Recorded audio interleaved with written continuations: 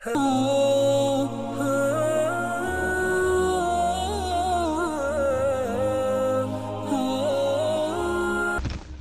بالله من الشيطان الرجيم. بسم الله الرحمن الرحيم.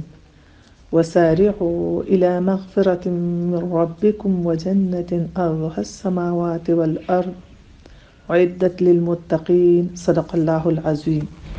رب اشرح لي صدري ويسر لي أمري واحلل عقدة من لساني يفقهوا قولي. سورہ آل عمران آیت نمبر 133. الله رب العزت په دې کې موږ ته فرمایي او منډې کوي طرف ته د بخښنې د رب خپل او د جنت چې پلانواله د هغې د اسمانونو او د ځمکې امر دی تیار شوی دی د پاره د پرهیزګارو. الله رب العزت په دې آیات کې موږ ته فرمایي چې او منډې کوي څه طرف ته الی مغفرت د الله بخښنې طرف ته. لکه انسان چې منډه وهي نو د هغه نظر په خپل منزلي په خپل مقامي چې کوم مقام ته زما رسیدې دي چې زه هغه ته ورسم، هغه بیا دې ته نه ګوري چې زه څنګه منډه وهم په لار کې سدي، خو د هغه کوشش د زیات نه زیاتې چې څو نظر هغه خپل مقام ته ورسي. نو دلته الله رب العزت موږ ته فرمایي چې وسارعوا او منډه کوي، یعنی بالکل تاسو په دنیا کې او تاسو له د ژوند درکړی شوی دی، تاسو په دې دنیا کې په هر قسمه وخت باندې ازمیلې کیږئ، کله به په تاسو ډیر ښه وخت راځي، کله به تاسو په سخته یې، کله به د مال سخته یې، کله به د وجود سخته یې، کله به د انسان د نه لاړ شي د هغې سخته یې، قسمه قسم رنګارنګ تکلیفونه به چې هغه به په تاسو راځي، خو تاسو به د هر سنه بالکل بے نیاز شي او تاسو په دې هر حالات کې د الله رضا او د الله بخښنه تلاش کوئ. او ځکه حضور صلی الله علیه وسلم فرمایلی چې د مؤمن معامله هم ډیره عجیبه ده، که په د خوشحالي راشي نو د شکر کوي او په هغې ورته اجر میلاویږي، او که په د سخت راشي نو د صبر کوي او په هغې ورته اجر میلاویږي. نو هر څنګه حالات چې راشي خو مؤمن چې دی د هغه منزل د هغه مقصد او د هغه نظر چې دی د الله په بخښنه باندې. نو الله رب العزت موږ ته په دې یا آیات کې دا فرمایي چې ګورئ تاسو په دې ژوند کې تاسو له چې دا ژوند درکړی شوی د دې ژوند تاسو مهلت مقرر دی، هغه مهلت چې پوره شي نو تاسو د دنیا یو طاقت نشي بچ کولای. که انسان بچ کېدی شوی نو دنیا دا غټ بادشاهان او د دنیا دا ډیر طاقتور چې دی به د دنیا نه نتلل، دی به د مرګ سره مقابله کړې وه، د الله سره به دی مقابله کړې وه، خو نشي کېدی. انسان چې دی الله پیدا کړی دی، دنیا ته د یو وخت لپاره را لېږلی دی او دی به بیا الله ته واپس کیږي. الله رب العزت په سوره فاطر کې فرمایي یا ایها الناس ان وعد الله حق فلا تغرنکم الحیات الدنیا ولا یغرنکم بالله الغرور. اے خلقا بشک لوز د الله په حق سره ده، پس نه په دوکه کې واچي تاسو په باره کې د ژوند د دنیا او نه په دوکه کې واچي تاسو په باره کې د الله هغه لوی دوکه باز. په دې دنیا کې پریوتل، په دې دنیا کې اخته کېدل او په دې دنیا ته د دې دنیا هر خوشحالي بس خپل غنل، د دنیا نعمتونه خپل غنل، د دنیا غم بس ټول غم غنل. دا د انسان یو لوی کمزوري ده او دا د شیطان یو غټه دوکه ده چې انسان لور کی چې دا بس هم دا دنیا ده. الله رب العزت فرمایي چې د خپل دشمن نه بیدار شي، هغه رټلې شوی دی او هغه دا غواړي، او په قران کې ډیر په تفصیل سره دا ذکر دی چې تاسو ځان بچ کړئ، خپل دشمن و پیژنئ. یعنی په دې ژوند کې په تاسو پسې شیطان در پسې دی او تاسو د ژوند د حقیقت نه لری کوي، خو تاسو په دوکه کې وانه چولای شي. او بیا د الله د نبی صلی الله علیه وسلم چې کله د آیاتونه ویلې کېدل با او هغه به د خپل صحابه او تربیت کو، نو د هغه څنګه تربیت شوی چې هغه به څنګه په دې ژوند کې منډه وهله الله طرف ته، چې وسعریو الی مغفرة من ربکم، چې منډه کوي طرف ته د رب د بخنه و جنت او جنت طرف ته. نو هغه صحابیان څنګه لکه غزوه تبوک کې چې کله اعلان وشو چې د مال راجمع کوي، د غزا د پاره مال راجمع کوي، نو حضرت عمر فاروق رضی الله عنه دا سوچ کوو چې زه د هر چا نه مخکې شم، او هغه لاړو او د خپل کور نیم مال ټول را ټول کو، هر شی نیم کو او راوړو رسول الله صلی الله علیه وسلم لا. خو چې وای کتل نو دا غنه مخکې حضرت ابوبکر صدیق رضی الله عنه ناسو او د خپل کور ټول مال پیش کړو، او رسول الله صلی الله علیه وسلم ته تاسو کوي چې ابوبکر کور ته د صبر خو دی. حضرت ابوبکر رضی الله عنه فرمایي چې اے د الله نبی صلی الله علیه وسلم د الله او د هغه د رسول نوم دسه چې هم د غزوه تبوک کې چې یو صحابیه کور ناسته و، حضرت ابو عقیل رضی الله عنه بیبي، او هغه چې کله مزدورین حضرت ابو عقیل رضی الله عنه راغې او بیبي وته وی چې د جنت आवाज شوه دی، ټول خلک هر څوړي مال وړي او حضور صلی الله علیه وسلم ته پیش کړي چې موږ بسکه او دا خو د جنت سودا ده. حضرت ابو عقیل رضی الله عنه اوزي او په دوګیا کجورو باندې د یو يهودي باغ والی، او هغه باغ پرش په وبکی، او بیا چې کله هغه کجوري والی نو یو وګه کجوره خپل بچو ته پریدي او یو وګه کجوره پټه پترخ کی والی، پزړه کې شرمېږي چې زه د ډیر کم مال سره روان یم، زه ډیر د لږ شي سره روان یم، او د ډیر حیا ورزي او لاړ شي او پټ رسول الله صلی الله علیه وسلم خواته ودرېږي او کجوري پټي پیشي کی. حضور صلی الله علیه وسلم چې کله هغه کجوري ویني نو هغه په هغه ټول مال چې کم راجمع شه په هغه لپاسه خوري کی. زما خويندو معاملې د مقدار نه ده چې د یو شی مقدار سونه ده، خو د معاملې د معیار ده چې هر یو عمل کې داغه معیار څه ده، اسونه د الله د رضا د پاره ده، سونه پاغي کې د الله محبت ده، سونه پاغي کې اخلاص ده،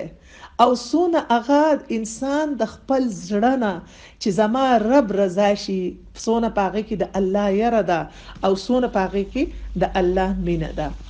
دسی زما خويندو په مدینه کې چې قحط راغلی او باران بند شوی او خلک د غلی په دانه دانه په اندهریان شو، یو دانه چرته د غلی نه و. حضرت عثمان رضی الله عنه چې د شام نه داغه قافله را روانه ده او زرو خان دی پکې او د غلی نه ډک دي، او څنګه چې اگر ازین په مدینه کې ټول تاجران چې ډیره غټه قافله را روانه ده او ډیره غټ مقدار کې غله را روانه ده، او وس په موږ د غلوالو او د خلکو نه ډیره پیسې وګټو، په سوسو چند به خلکو له منګران ورکو، ټول تاجران ولاړ دي او څنګه چې قافله را ورسي نو حضرت عثمان غنی رضی الله عنه ته آفر وکړ ستاجران چې په پاو باندې لپاسا چې لکه مال چې د قیمت ته پاغه پاو لپاسا باندې په منګرا خرڅکا. حضرت عثمان غنی رضی الله عنه فرمایي چې نه دا ډیر کم ګټه ده. بیا ستاجران وته وای چې نیمه به په دله پاسه درکو، هغه نه دا ګټه کم ده. بیا د دې پورې خبر راشي چې ډیر شه تاجران وای چې موږ به د الله تعالی په یو دوچند باندې په دې ګټه درکو، خو حضرت عثمان غنی رضی الله عنه هغه هم چې دا ډیره کمه ګټه ده. او بیا حضرت عثمان غنی رضی الله عنه هغه ټول مال چې ده نو هغه اسی د الله په نوم ټول مدینه کې تقسیم کی او فرمایي چې الله رب العزت په مال کمه ګټه راکړي نو هغه امر ګټه هیڅوک مال نشي راکولای. زما خوږو خويندو هغه صحابه چې حضرت عثمان غنی رضی الله عنه د غنی لقب ولا ورکړی شو چې هغه څنګه کمی ګټي باندې نظر وو او په کم تجارت باندې دا هغه نظر وو. حضرت انس رضی الله عنه روایت کوي چې په غزوه احد کې رسول الله صلی الله علیه وسلم زمانه تور وغوښته او تور یو چته کړه او وی فرمایل چې څوک دی خپل صحابیانو په منځ کې وو او وی فرمایل چې څوک دی چې زما دا توره واخلي. نو صحابیانو ټولو چغې کړې چې انا منګه په دې باندې رسول الله صلی الله علیه وسلم او فرمایل چې زبا دا توره هغه چاله ورکوما چې د دې حق ادا کړي. ټول صحابیان په دې سوچو چې دا خو یو لوی تبرک دی، دا خو یو لوی نه خدا چې دا به زمونږ سره بپرتی. خو چې کله دا خبره واورېده چې د تورې د حق ادا کولو، نو خاموش شو. او په دې کې حضرت ابو دجانه رضی الله عنه رامخ کې شو او وی یا رسول الله صلی الله علیه وسلم د دې د حق ادا کولو په شرط باندې دا توره ظالم او هغه توره واغستا او په هغه توره باندې هغه ډیر شي کافران چې نو هغه ختم کړل او د کفر ډیره سخته مقابله وکړه. زما خويندو لکه یوازې دا نه چې هغه د الله په لار کې ورکول، هغه د الله په محبت کې ورکول او د هغه یو اخلاص وو، خو هغه به د یو بل نه مخکې کېدل، هغه به د یو بل نه مخکې اوچتېدل چې په هر نیکی کې من مخکې شو. ځکه چې الله رب العزت په قرآن کې فرمایي والسابقون السابقون اولئک المقربون فی جنات النعیم. مخکې کېدونکي خو مخکې کېدونکي دي، دا به د ټولو نه غوره خلک الله دې زموږ د ټولو نصیب کړي. نو مخکې کېدونکي خو مخکې کېدونکي دي، د ورستو هم اجر ده، خو مخکې چې څوک پاسېدو د هغه اجر ته څوک نشي رسېدی. او الله رب العزت فرمایي چې دا خو اولئک المقربون، دا خو د ټول نه غوره خلک دی. نه هغه خلک چې د نیکی دپاره د ټول نه مخکې پاسي، د هغو نظر د ټولو نه زیات په خپل ژوند کې د الله پر رضا او د الله په اطاعت دي، چې زه په دې خپل ژوند کې کمال الله د وړې نیکی مهلت راکړي، کمال الله پاک د غټې نیکی مهلت راکړي، چې زه هغې ته مخکې کېږم چې وسارعوا زه منډه وهم او زما نظر چې دی هغه په هر معامله کې د الله پر رضا باندې. زما خوږو خویندو په دې ټایم کې چې دا کم لاک ډاون دی د کرونا وایرس، دا یو لوی ازمیښت چې په پوره دنیا راغلی او یو عذاب چې په پوره دنیا غټ غټ طاقتونه چې دي هغه ښکته کړل او هغه په دې خبره پوه شو چې د الله نه سوا د بل چا طاقت نشته. نو په دې ټایم کې د ټول نه غټ شي چې د ټول نه مخکې زه په خپلو ګناهونو ستومانه شم، په خپلو ګناهونو زه ندامت محسوس کما او الله ته زه په جړه په وخو خپل ګناهونه وینځم او د خپل خاندانونو سره اجتماعي استغفار په ذریعہ زه د خپل ګناهونو منګه معافي وغواړو. دویم شی چې کوم دی ډېر غټ چې د الله نږدېوالی، لکه د الله نه سوا بل طاقت نشته، موږ بل چاته ولې نږدې کیږو، زموږ د بل چا نه ولې تمه پیدا کیږي، زموږ د بل چا په سوچ کې ولې ځو چې بل څوک به موږ له سره راکړي. موږ له راکوونکی، موږ له ژوند راکوونکی، موږ له دا دنیا راکوونکی الله ده، د الله نه سوا زموږ بل څوک نشته چې هغه موږ له راکړي. نو الله رب العزت نږدېوالی موږ اختیار کو. دریم غټ شی چې الله رب العزت فرمایي چې مخلوق زما عیال دی او چا چې زما په مخلوق رحم وکړو نو زه به په هغه رحم وکم. د دې لاک ډاون په وجه ټول په کورونو کې بند شوي او زه د ډیرو کلونو نه بعد د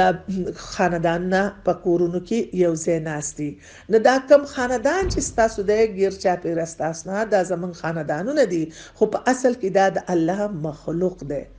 نو د اولنې شی چې موږ د خپل بچو، د خپل کورونو، د خپل خاندانونو د په دې سوچ دا د الله مخلوق دی او د دې خدمت، د دې محبت، د دې تربیت دا به الله رب العزت زموږ په ډېر غټ عبادت کې ان شاء الله شماري او یقینا عبادت ده. نو د دې راټولول او د دې تربیت کول او د دې سره کېناستل او دې خوشالول او دې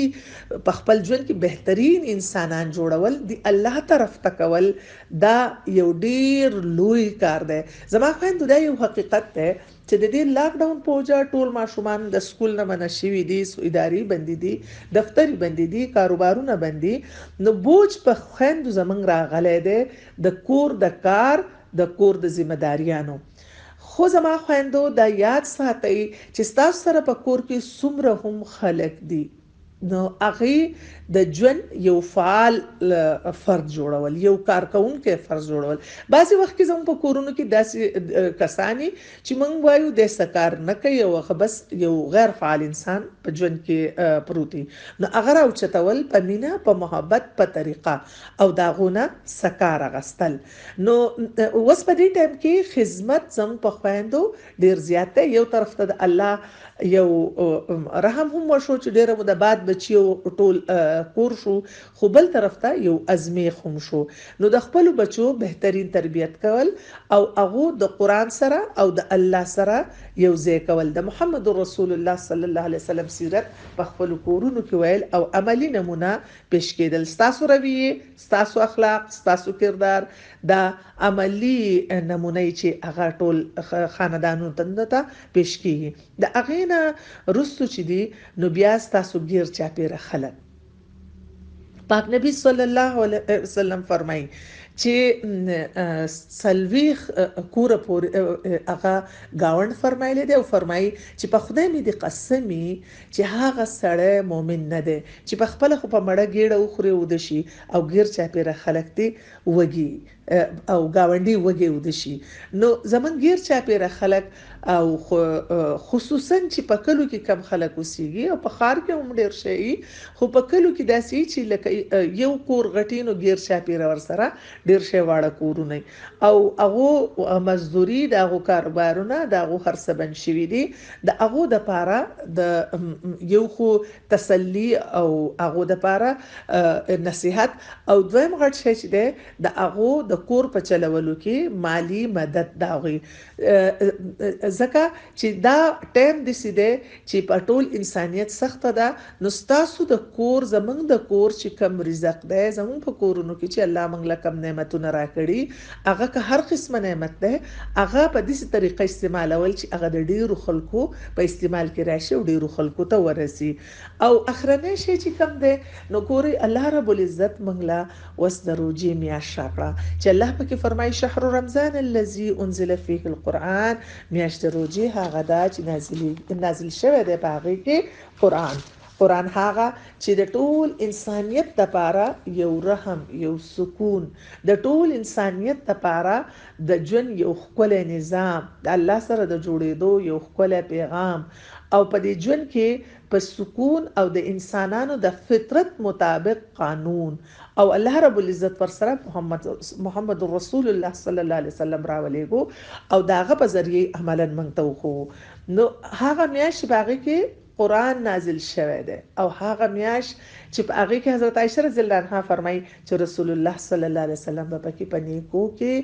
په عبادت کې د سلین هم تیز شو. نو موږ له الله یو طرف ته په ټول دنیا تکلیف ده، یو د الله ازمایش ده،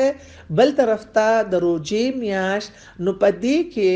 الله رب العزت چې رسول الله صلی الله علیه وسلم فرمایلی د فرض او اجر د اویاو فرض عمر شي او د نفل اجر چې ده نو هغه د فرض برابر شي. نو الله رب العزت چې موږ له دا مقرره کړی چې زمونږ د نیکو پسرله او بل طرف ته په دنیا سخته نو چې موږ نیکی کو نو هغه په سوسو چنده اجر سیوا کیږي. نو په دې ټایم کې چې موږ یو لمحه، یو صحت، خپل یو قوت، یو طاقت داسې ضایع نکو چې موږ د الله د رضا لپاره پاغه کې منډه ونه وهو او هغه خرج نکو. او څنګه چې الله رب العزت په دې آیات کې مخکې فرمایي او چې جنت هغه چې د هغه وګدواله پلانواله وګدواله نه چې وګدواله به سونه زیاتی د زمکه اسمانونو امر ده. زما خويندو جنت هغه چې رسول الله صلی الله علیه وسلم فرمایلی دي چې جنتیان جنت ته داخل شي نو یو आवाज کوون کې به आवाज وکي چې د الله د طرفه تاسو ته یو شی ملاویدون کې ده. هغه به وایي چې الله څه زمنګ مخونه نه دي روخانه کړي، س الله موږ له د جهنم نه نجات نه دی راکړی، س الله موږ جنت ته نه یو داخل کړي، نو هغه به ورته ووایي چې ولې نه، او بیا به د الله د نور نه پرده اوچته شي. پاک نبی صلی الله علیه وسلم فرمایي چې په خدای مې دې قسمي چې هغه له به داسې یو شی نه وي ورکړی شوی چې هغه به هغوی ته د الله دیدن چې دی هغه به د هغې هر څه نه هغو ته محبوب شي، یعنې د دې به هغه ټول نعمتونه هېر شي او د الله هغه دیدن به دونه خوږي. الله دې زموږ د ټولو نصیب کړي او الله دې په موږ رحم وکړي. او زما خویندو چې کله موږ د الله سره میلاویږو او زموږ رب موږ ته وایي چې یا ایتها النفس المطمئنه ارجعي الى ربك راضیه مرضیه فادخلی فی عبادی وادخلی جنتی. اے نفس مطمئنه وګرځه طرف ته د رب خپل رضا او خوشاله، بس داخل شه په بندیانو زما کې او داخل شه په جنت زما کې. واخر الدعوانا ان الحمد لله رب العالمین.